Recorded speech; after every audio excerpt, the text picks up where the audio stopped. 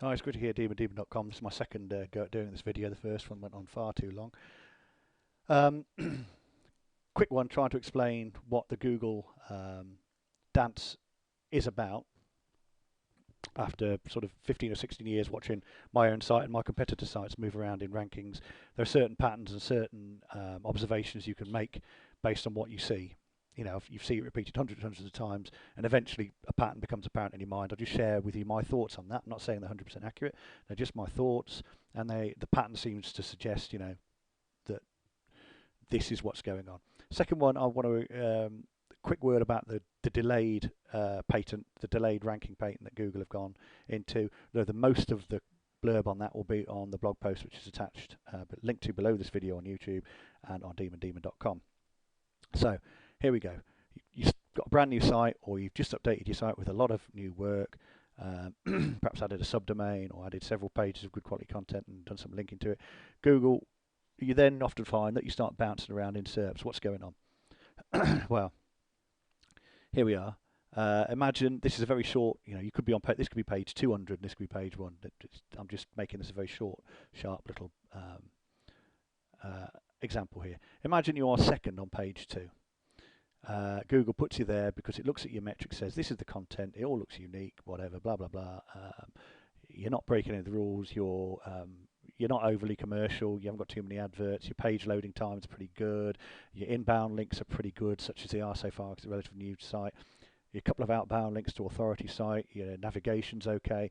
Based on the little we know about your site at the moment, because it's a pretty new site or had a pretty big major update which has changed it quite a bit, we'll put you here. This is where we think you belong. And we will keep you there for some period of time. Now you could be going, oh my God, this guy's site's got much more links, this one's got a lot more links or whatever. But bear in mind, this is transient. This isn't where you're fixed. You are doing the dance. And this is then, I believe, from looking at this hundreds of times, measuring my own as well as my competitors' metrics over months and years in some cases, looking at new sites coming into the niches I'm in and then watching them leave, watching sites grow, watching, seeing the metrics on Market Samurai or Href or Majestic or whatever other tool using, seeing them go up in links and down in links and add content and remove content and change what they're doing and change their theme. And you see this a lot. Once you've done that hundreds of times, you'll get an idea for the pattern that's going on. So you're here. Once you're here and Google's decided this is roughly where you should be, it then checks various metrics. How quickly, how often, I don't know. Bounce rate. So when visitors arrive on your site, how long do they stay for? Do they arrive and leave in less than 30 seconds? If they leave in less than 30 seconds without visiting other pages, that will add to your bounce rate, which is bad. You don't want people leaving that time. Links inbound mostly are good quality inbound links. Are they building up over time? Is there a regular thing? Are they from sites they'd expected to be from? What's the anchor text variation? All those other things. What's the platform variation? And one, which is the number of visitors your site is getting above or below the expectation for the placement that Google's given you. So say here this guy gets 1,000 visitors a month. You're getting 1,100. You're getting more than him. He should be getting more than you, realistically. Or Google, no. I mean, there are some anomalies on here. There are positions like number 10 on page 1 gets more than number 9 quite often. So whether Google takes those into account, I don't know. But let's just say in an even world, let's remove those weird anomalies and say, here's you're getting more than this guy, and your bounce rate's better, blah, oh, right. And then it'll do another little comparison, but it won't do it straight away. It won't know. It needs to gather the information to make that decision. And links play probably at least a 50% part in that, but everything else, are you adding content regularly? Are there social signals? What's going on? How long are your visitors staying on your site for? What are they visiting? What are they doing? Is it a good user experience in Google's eyes? After a few weeks sometimes it'll say, actually this site is not only better than that one, it's better than this one. So what I'm going to do, I'm going to slap it on the bottom of page 1. And then it will start the process again, comparing it with a couple of sites above it and a couple of sites below it, and make that decision again. Okay, so that's what the Google dance is. 2 points here, which I'll end with, and then the rest a bit more analysis on demondemon.com. First one, you do not do SEO in even moderately competitive niches in isolation. All these other sites, most of them, unless they've been abandoned, if it's a competitive niche with commercial aspirations, they will be doing active SEO. Some of these guys will respond immediately to what you do. You are the watcher watched. You're looking at them, they're looking at you. They're seeing your link building, adding content, they will start link building, adding content. Make no bones about it, you do not do SEO in isolation. So you think you need to be monitoring what these guys are doing regularly, because they are your direct competition. You know, oh, this guy, they'll say, oh, this one's added content, he's added some good quality links from these PR3 or higher sites, he's done this, that and the other. Let's have a look, yeah, he's getting retweets, right. We'll do that and more. We'll hire a service to make it look like we're getting visitors and lower our bounce rate. We'll do all sorts of other things. And you may go back. So first important point is you do not do SEO in competitive niches in isolation. These guys are your competitors. Most of them will respond to any moves you make, just as you will respond to moves they make. Secondly is Google's, one of Google's latest patent is deliberately designed to confuse you.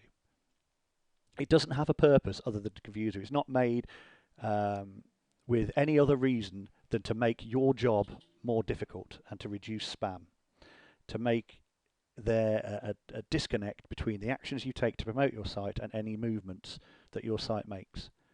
That's very important you understand this. It's deliberately designed to confuse you, particularly if you're doing SEO work for clients. It's their new delayed ranking patent is there to make your life harder. So when you do an action, you don't know what effect that action has had on your site for weeks.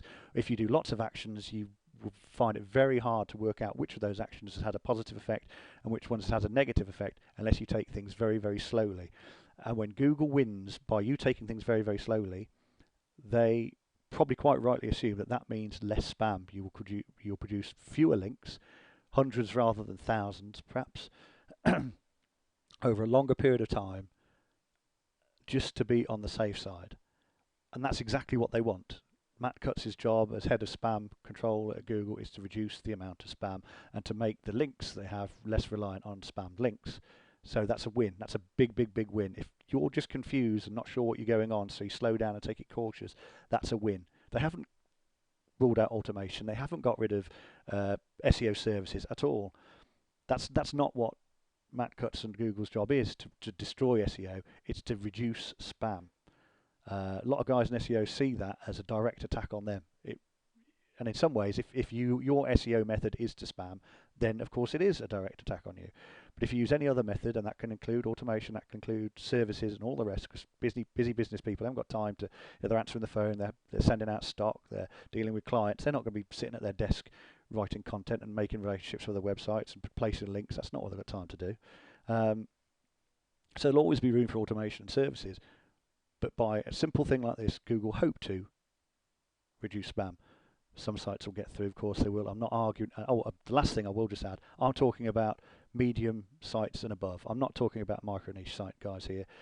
I still firmly believe that if you're making little sites with long tail 4+ keywords, with target audiences of less than 20,000 per month, target visitors of less than 20,000 per month, particularly if it's short-term and fashion items like the latest TV, which is only going to be available model for 12 to 18 months maximum, then your best bet probably is still to crank up Srummer and Scrapebox, whatever, and hit with as many links as you can.